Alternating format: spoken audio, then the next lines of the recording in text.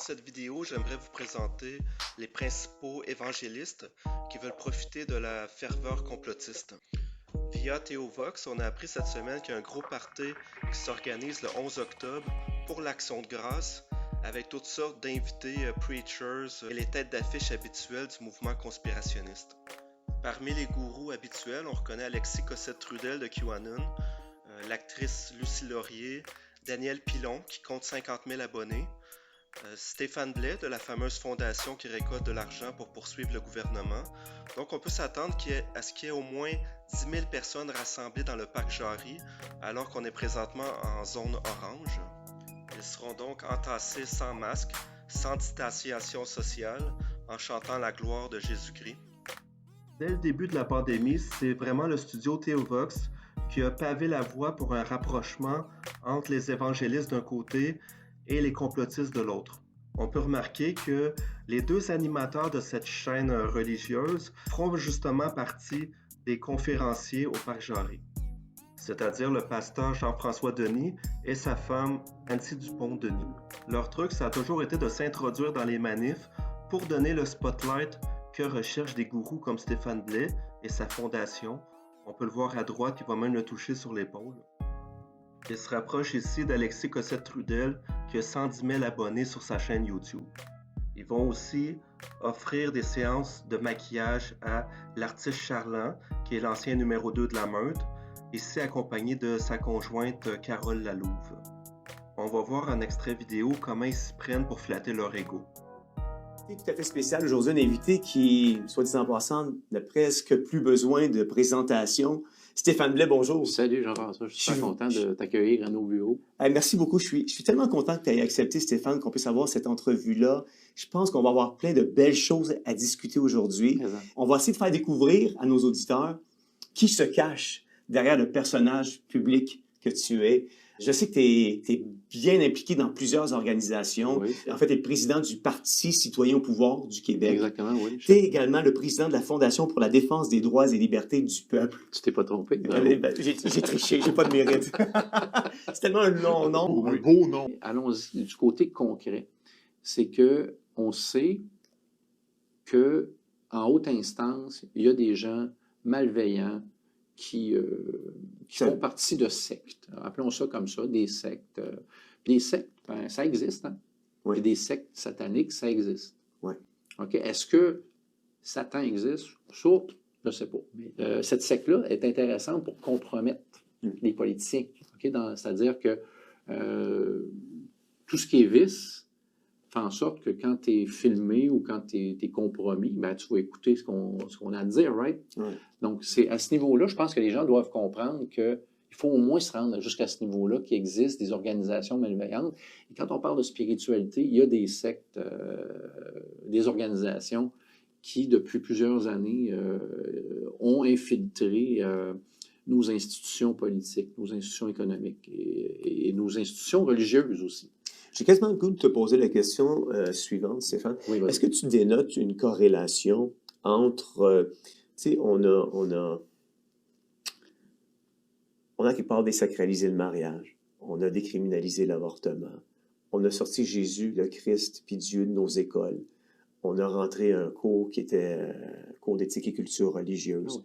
On a sorti le crucifix de nos institutions. Il y a un plan de match. Est-ce que tu penses que depuis qu'on a commencé à sortir comme Jésus de nos écoles, qu'il y a eu comme une débandade qui a commencé à prendre place par rapport à un mal qui est un petit peu plus présent dans nos institutions, dans nos écoles, dans les instances gouvernementales, etc., etc.? Ben, c'est un travail concerté, à mon avis, entre certaines organisations qui sont antichrétiennes. Okay? Certains vont les appeler la franc-maçonnerie ou différents noms. Et écoute, avec tout ce qu'on peut voir, je peux dire qu'on a une bonne idée que l'objectif est de vraiment tuer une certaine morale qui est vitale pour qu'on ait une belle cohésion sociale, une société en santé. Puis de l'autre côté, il faut comprendre que les valeurs véhiculées par le Christ, ben, ce sont des belles valeurs, mais ce qui est véhiculé par les institutions, les règles du jeu et tout ça, moi, j'y adhère pas. Okay? Je pense que c'est des bagarres institutionnelles mélangé avec du spirituel. Ouais. Ce qu'on vit présentement. Puis je peux vous dire que Dieu est là pour veiller sur nous. Il nous dit d'avoir la foi, de s'unir. C'est ce qu'on fait. Et moi, je pense que la vérité, la lumière, l'emporte mais très facilement sur le mal. Bonjour et bienvenue à une émission tout à fait spéciale parce que nous avons aujourd'hui pas un, pas deux, ni trois, mais 5 invités extraordinaires qui ont tous une feuille de route exceptionnelle. Une liste d'énoncés que vous avez postulée sur votre mur, dans les médias sociaux. Vous disiez « J'avais prévu prendre des vacances Facebook, mais fermer ma gueule n'est pas une option quand la gorge me brûle. Ouais. » Vous avez aussi mentionné une citation que je trouvais fort intéressante de John F. Kennedy qui disait « À vouloir étouffer les révolutions pacifiques, on rend inévitables les révolutions violentes. » Je ne me ferai pas dicter par un gouvernement comment je suis censée expérimenter ma vie. Et ça, je trouve que c'est un attentat, je trouve que c'est du terrorisme humain sur notre potentiel humain. Et il y a une dimension spirituelle à cette crise-là qu'on sous-estimait dans le passé. Aujourd'hui, on dit, écoute, ouais, il y avait du bon dans le passé. Est-ce qu'on n'est pas mieux de revenir à nos valeurs traditionnelles? Dans les extraits qu'on a vus, on peut bien percevoir que les invités jouent le jeu, acceptent de se faire évangéliser et parlent aussi de valeurs traditionnelles, donc contre l'homosexualité, le mariage entre personnes de même sexe, et ainsi de suite. Vraiment, les valeurs traditionnelles sont mises de l'avant. Dans les prochains extraits, nous verrons des slams religieux de Theo Vox. Non, la croix n'est pas une terre de déchirement, mais une opportunité de vivre à fond son divin plan. Elle conduit à tout coup à expérimenter avec Christ une incroyable proximité. Je me mets à juste méditer, puis juste essayer d'entendre la voix de Dieu, puis Seigneur, parle-moi, puis donne-moi moi aussi des visions, donne-moi moi aussi des songes, puis tout d'un coup, Dieu me donne une vision. J'ai pas eu des visions souvent dans ma vie, mais j'étais là, puis j'ai eu une vision où que je me voyais dans une abreuvoir. Le jet d'eau qui sortait de l'abreuvoir était tellement fort que j'étais comme... J'étais pas capable de garder mon visage dans l'abreuvoir. Il me dit, veux-tu mourir dans le processus? Ou tu veux vivre ma plénitude? Comment, si on veut vivre le réveil, il faut être capable de se pardonner les uns les autres? Il y en a trop qui crucifient leurs rêves dans le processus à cause des blessures, à cause des candidatons, à cause de la critique, à cause du mur. Si pour Dieu, affectionner le monde impliqua la mort de son unique fils, aimer Dieu pour nous devrait inclure d'aller jusqu'à donner notre vie pour lui en sacrifice. Sachez-le bien, mes amis, l'appellation de l'amour est plus qu'une émotion. Elle est davantage qu'un simple frisson. Ce verbe de 5 lettres possède multiples facettes telles que changer, donner, confronter, châtier. Noël, c'est en fait cette équation mathématique où l'on soustrait de ta vie les problématiques en additionnant toutes ces bontés qui te seront bénéfiques. Noël, c'est la division d'avec ce qui te nuit pour la multiplication de sa présence, si tu le veux bien, dans ta vie jour et nuit. Renonce à te battre à partir de tes compétences, mais prononce qu'en lui ton cœur sera toujours plein de confiance, car jamais il ne délaisse ni n'abandonne celui qui met en lui son espérance. Renonce à ton incrédulité, mais prononce qu'en Jésus ta victoire a été certifiée. Renonce à par tes forces faire, mais prononce que son esprit à travers toi saura à nouveau le faire. Derrière ces élans de prédicateurs comiques se trouve un discours qui rejette la modernité. J'espère que vous allez bien. À la lumière de ce qui se passe chez nous au Canada, saisissons-nous que la famille a quelque peu changé depuis quelques années? Réalisons-nous que nous sommes probablement la dernière génération à avoir connu la famille dans toute son essence originaire, c'est-à-dire un papa, une maman, puis des enfants. Eh bien oui, la famille nucléaire telle que la Bible la conçoit a changé sa vocation d'origine de façon drastique, surtout depuis le début des années 2000. Penseriez quoi si je vous suggérais que la rapidité à laquelle avance l'engrenage de l'immoralité à l'échelle planétaire, le 18 juillet 2002, que le Québec donnait voix et droit à une première union civile homosexuelle qui fut célébrée au Palais de justice de Montréal. Le couple formé de Théo Outers et Roger Thibault marquera alors l'histoire, étant non seulement une première pour la province de Québec, mais aussi pour le Canada et l'Amérique du Nord, ce qui mettait par la suite la table à l'adoption de nouvelles lois diamétralement opposées aux valeurs chrétiennes.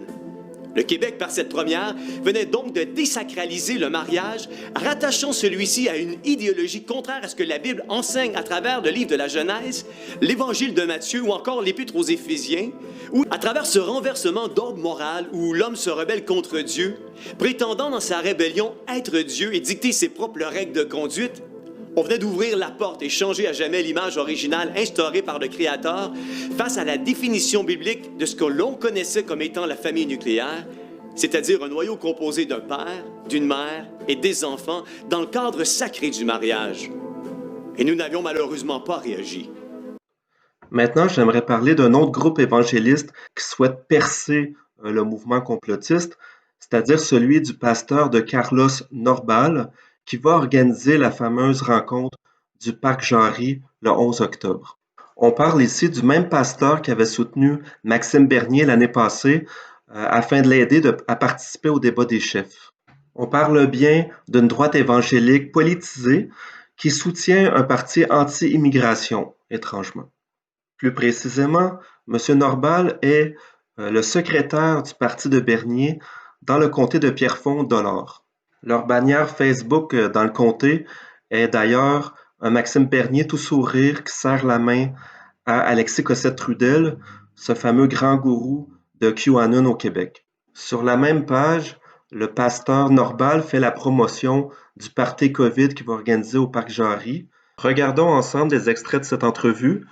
André Pitt, alias Stupid, est lui-même un promoteur de QAnon, la fameuse théorie d'extrême droite. Et nous allons parler aujourd'hui de liberté dans un contexte de pandémie. Et avec moi, mon invité, il est pasteur d'une église multi-ethnique à Montréal. Mesdames et messieurs, accueillons Carlos Norbal. Ou est-ce que je devrais dire docteur Carlos Norbal? Pas de protocole. OK, d'accord. Bien, merci beaucoup d'avoir accepté notre invitation. Moi, je t'ai connu l'an passé, presque jour pour jour. C'est vrai. Il y avait un concert qui s'appelait le concert Liberté. Tout à fait. Et je crois que ce qui avait motivé ça, c'est Radio-Canada qui refusait d'avoir Maxime Bernier au débat des chefs. Oui. En tout cas, peut-être c'est une des motivations. C'est une des motivations, absolument. Et je me rappelle que tu avais fait un discours pour la liberté en disant que la liberté, c'est un muscle que si on n'utilise pas, il s'atrophie, grosso modo.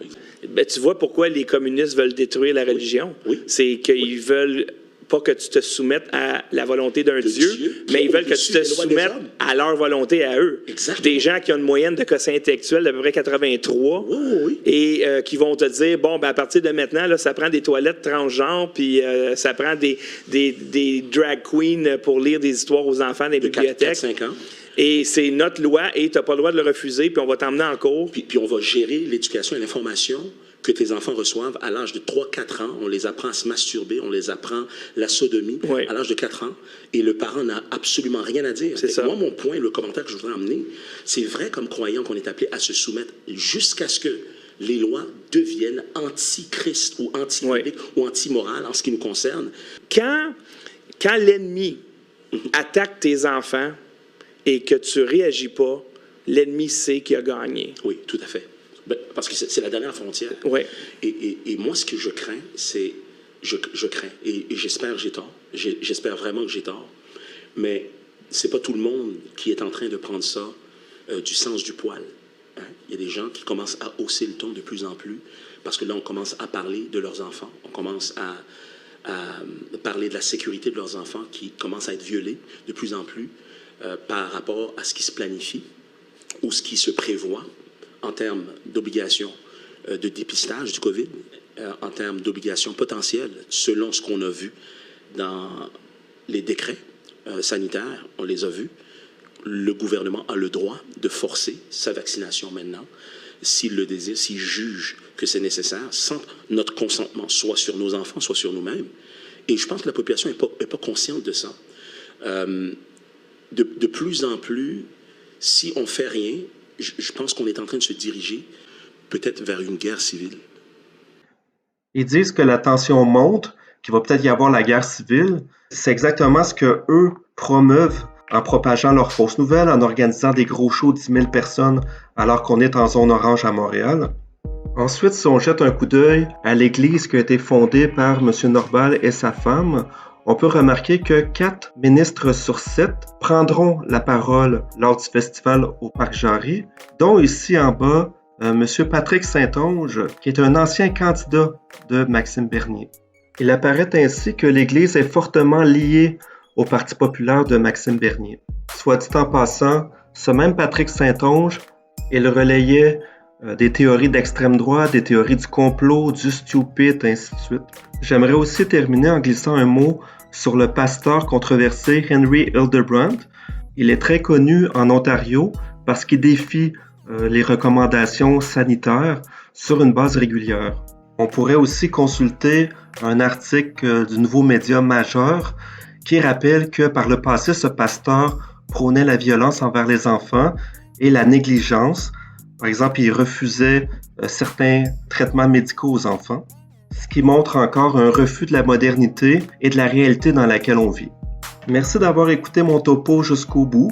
Alors, on a pu voir que l'alliance entre les complotistes et les évangélistes est vraiment motivée par un vieux fond conservateur, traditionnaliste. J'aimerais remercier au passage la religiologue Anne-Marie Tapp qui m'a beaucoup aidé. Alors, merci pour tout et à la prochaine.